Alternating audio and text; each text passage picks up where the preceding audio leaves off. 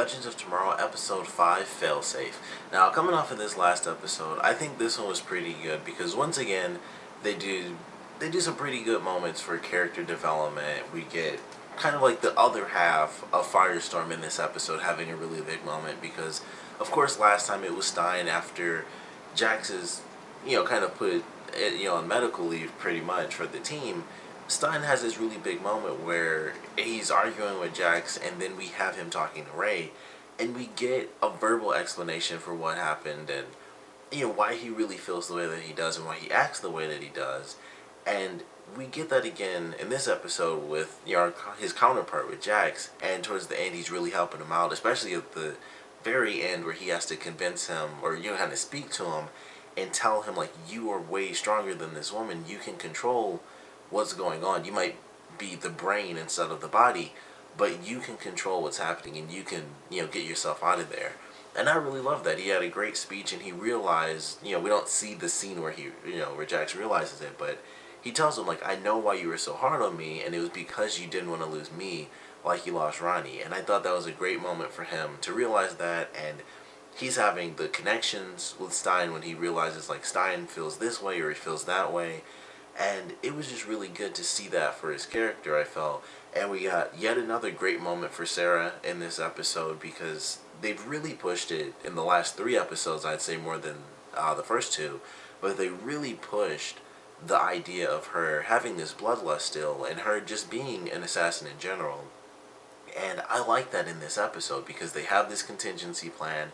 And honestly, I figured Stein wouldn't die, but I'll be totally honest, I was not 100% sure because they already killed Carter, and that was like episode 3. And I've just been like, I don't know, I'm pretty sure nobody else is going to die because, they already took out one of the people we thought was going to be like a main actor. And I don't know, I kind of wondered lately if that was how they initially wrote that or if something happened where the guy got like another job, so they kind of just wrote it that way because he got maybe just a better deal or something, more money. But I don't know, and it was just like, I'm not 100% sure. I figured Stein wouldn't die because that not only would that kill off, the character of Martin Stein, but it would also kill the character of Firestorm as a whole. And Jax, and they really show it in this episode, Jax can't exactly do too much to help the team. He has a great moment where he does kind of relive his old moments being a football player. And when he does that, he makes it, but his knee like blows out, like it actually pops because it's already, it's already messed up, so he can't run anymore or it'll mess up and he'll, be out of commission for a little bit and his leg will be weak. So it would have kind of killed off way too much if they did that, but I was still a little freaked out. I'm like, I don't know. I'm not 100% sure, but great character moments. Ray had some really, he had the craziest development in this episode because basically he just got beat on the whole episode, and that was somehow his development because he, in another sense, it's kind of like with Stein, Ray's a bit cocky at times and he believes that he can do certain things, and it was just like that in the last episode where he was like, oh, I know about engineering and this and that, and I can totally talk to this woman and, she'll fall for me. And that definitely didn't work for him, so he was a little cocky there. And then the same thing in this episode, he's also like, it's part cocky and then the other part is like he just doesn't even realize it at sometimes.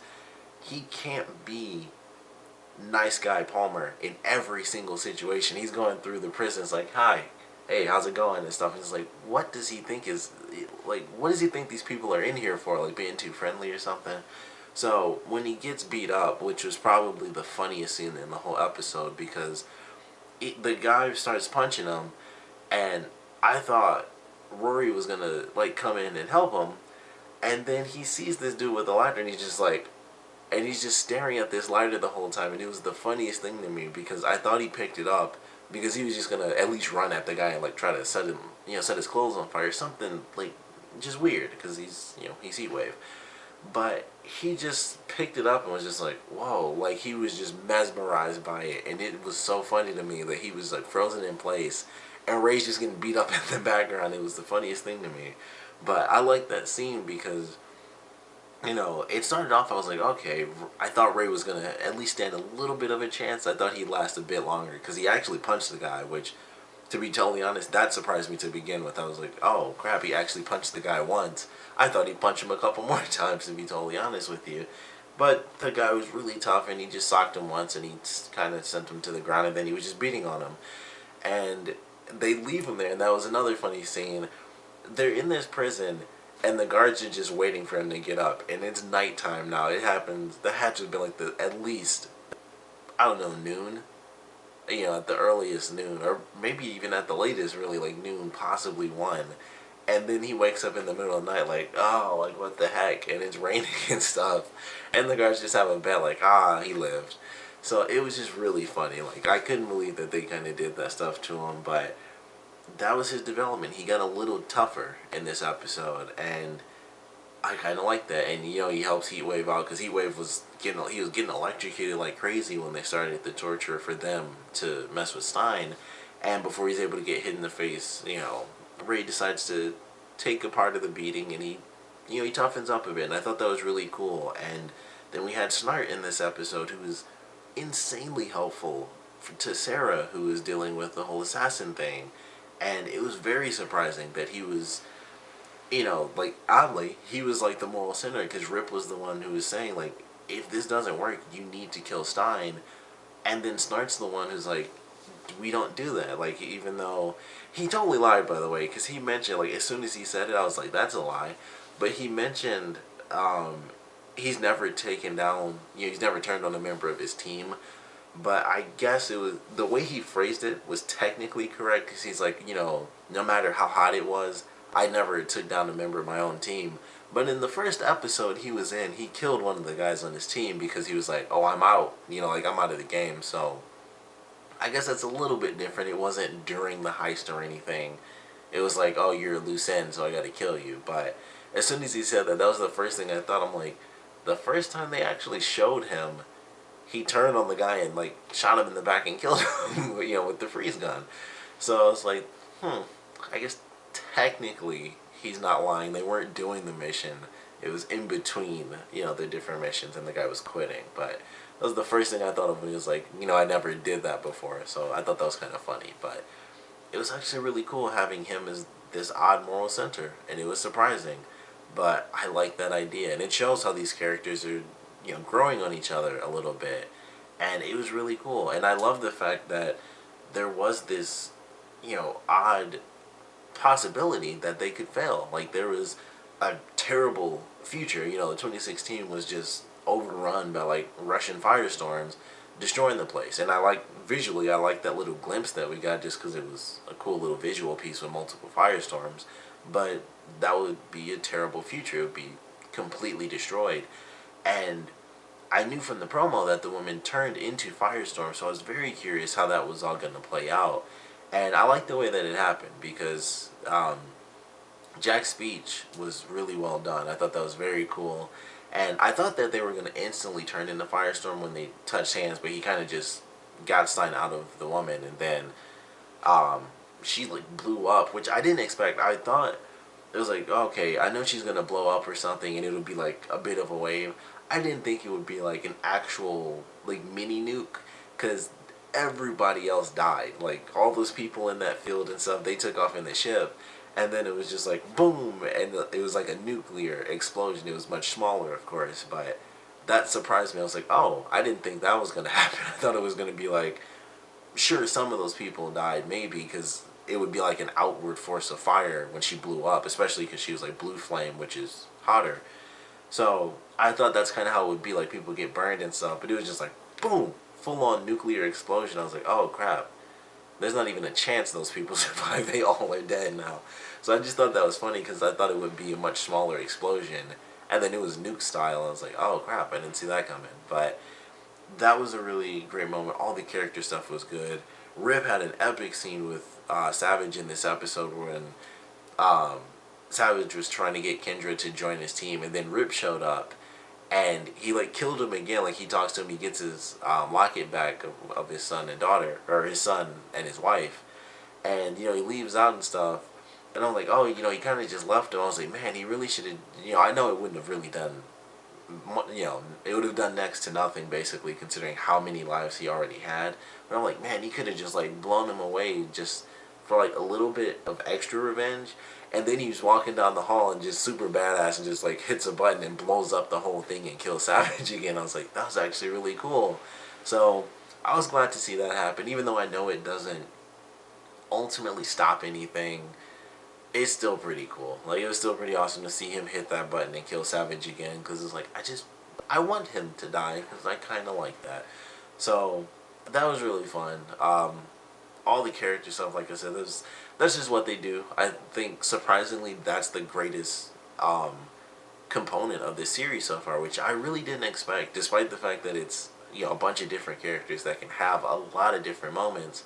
I really thought it would be sort of, man, they're going through time and they're fighting in all these different ways and stuff. I really thought that would be the point, but every time I watch an episode, it's just like, man, I love the character moments. We have characters, you know, like Snart, who is a villain. You know, he comes in from the Flash, he is just a bad guy.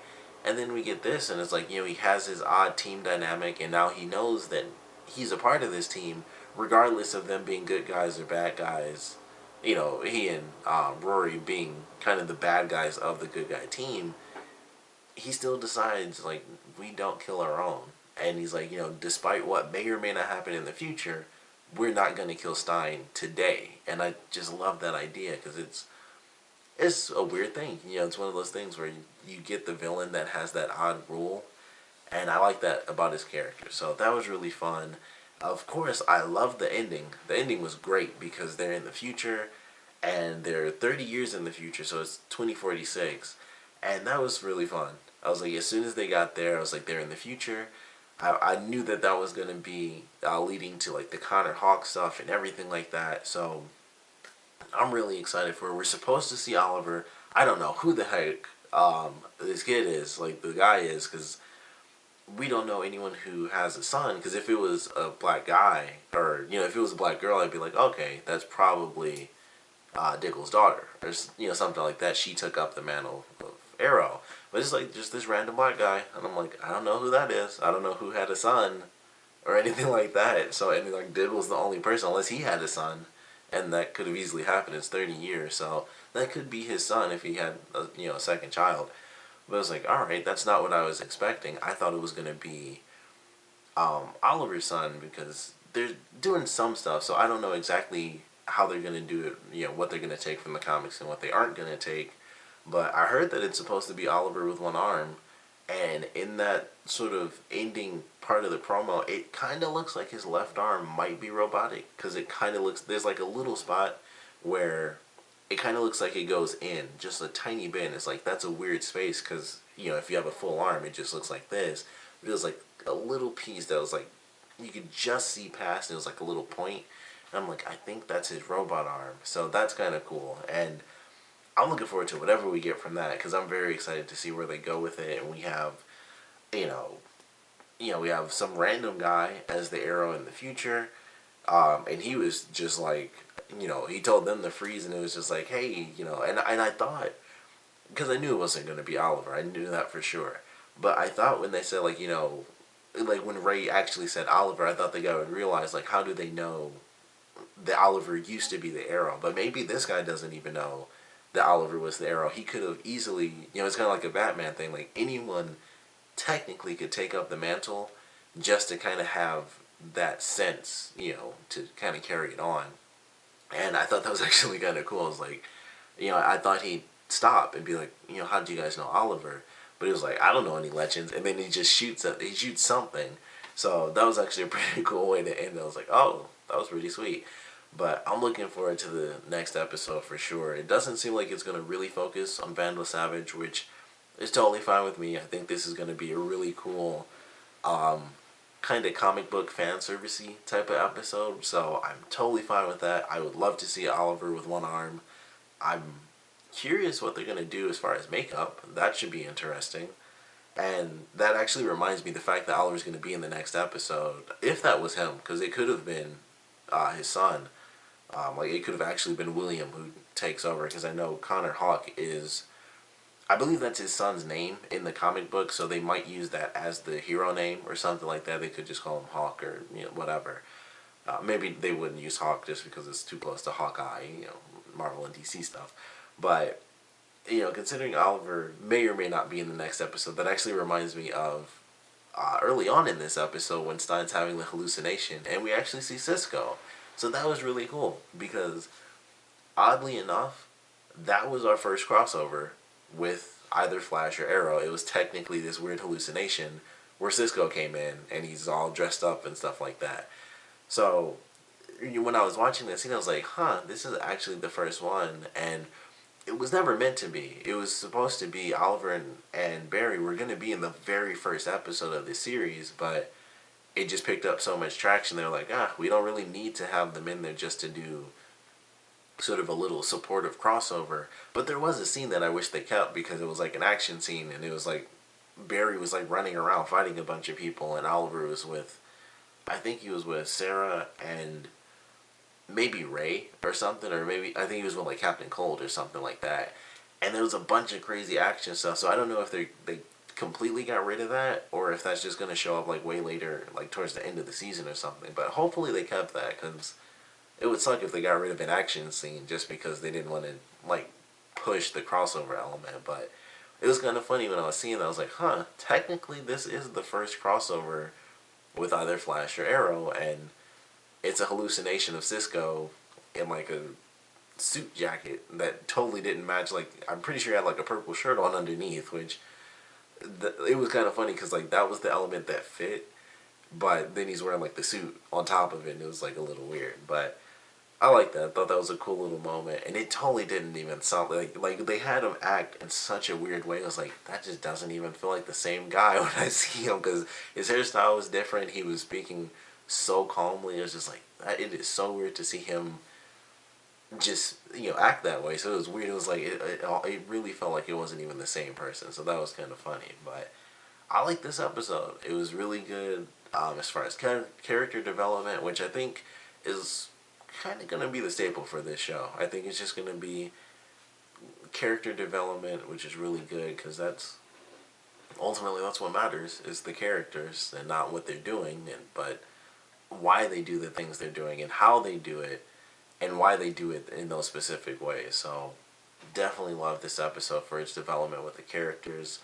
During the torture scene, when they showed Heatwave getting tortured and stuff, I forgot that he actually had like burnt up hands and arms and stuff. So when they showed that and he was hanging and I could see like his arm from here going up, I was like, I forgot they had that. And they did show it when he like first came into the series. They actually show that because I think he has like the gloves on but his arms are showing. And I was like, I totally forgot it was like that because we might see his hands. I honestly can't even remember. I think he does wear gloves when he's like shooting his gun. So when I saw that, I was like, I totally forgot he had like the burnt up arm stuff. So that was actually kind of cool, even though it was totally during a torture scene and it was at random. I was just like, oh yeah, I completely forgot he had like the messed up 3rd-degree burn arms. So that was kind of cool to see because I forgot it was even a thing. But I thought it was a fun episode. Incredibly excited to see who they bring in for these future episodes. If we get future incarnations of our other, characters, so if we get to see Oliver, 30 years down the line, if he is still alive, what the makeup is going to look like, if we see Diggle or Lila or Felicity, if they would have to get like an actual different actress, I would assume, to do Thea because, well, it would just be weird because she'd just have like old person makeup. Well, she wouldn't be old, of course, but it would just be way different. So I don't know how they're gonna do that, but I'm looking forward to seeing it for sure. And we may or may not see, Oliver in like an old person makeup because he would be, I would assume, I guess, late 50s or mid to late 50s or something like that. So they would have to do something if they showed us any of the characters from the current timeline in this future. So I'm looking forward to seeing what we get. The action should be interesting. It seemed like Heatwave was having a great freaking time in the promo. He's just like, oh yeah, this is super sweet and this is fun. Like, it's just chaos, and that's kind of where he and Snarch, strive. So I guess they would be having a bit of fun. Deathstroke, I don't even know what to think about that. I don't think it's going to be Slade.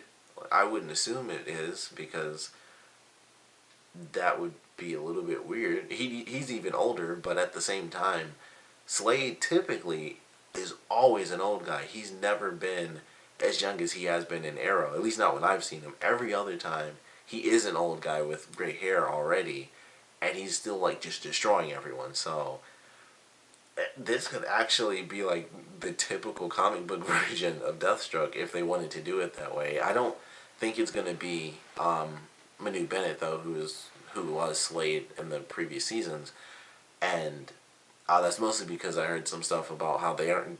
They technically, I heard they weren't supposed to be able to do Deathstroke anymore, and of course, because of the Suicide film stuff. So I guess this was kind of done before that was officially announced. So it could still be him, and they give him like just full gray hair. I know he's also on another show right now, so it might not be him because he may not have had the time. But it would be awesome if it was actually him, and they gave him like full gray hair and stuff, and he had like even if he had like the beard, or if they gave him, I don't know if I don't know I don't know how he would look with a ponytail. I have no idea, but if you guys saw him in Spartacus, maybe he had it. Everyone has like long hair in Roman shows all the time, but I don't know. That would actually be really cool if it was him still, but I don't know. Somebody's Deathstroke. They have the mask and the outfit. It's like slightly different. There's like some of the orange of it on it was actually missing a bit, but I'm excited for it. We have multiple arrows showing up. We have Deathstroke showing up. We have a completely destroyed Star City that seems like it's straight out of Terminator to me. But I'm really looking forward to it. Definitely want to know what you guys thought about this episode, though. So please comment below. Let me know your favorite parts, your least favorite parts. And what do you guys want to see from this dystopian future episode? The characters have been knocked out of time. I'm assuming Kronos is going to be able to find them. He actually attacked them inside of the time stream in this episode. And I knew they were going to get knocked out because whenever that happens, it's like they're in a firefight inside of, time travel. They're going to get hit and they're going to be shot somewhere totally random. And I knew it was going to happen, but I didn't care because I was kind of excited to see where they were going with it. Because otherwise, the whole thing would just be like, alright, well, this is where Savage is now, and we failed to stop him this time. Which I mentioned before, I was curious how they were going to keep switching it up. So this is a great start to that, because we've already had the two missions that admittedly failed, where it was like, this is where Savage is, failed that time, failed this time. So now they're just somewhere at random, and it might not have anything to do with Savage for like the next two episodes, most likely, because that's how they've been doing it so far. Either the next two or next three episodes are going to be, in this dystopian future, which personally I'm excited for. So I'm looking forward to seeing how all that stuff plays out. But like I said, I want to know where you guys think things are going to be going for this next episode, and what you guys thought about this episode. So please comment below, let me know, and thanks for watching.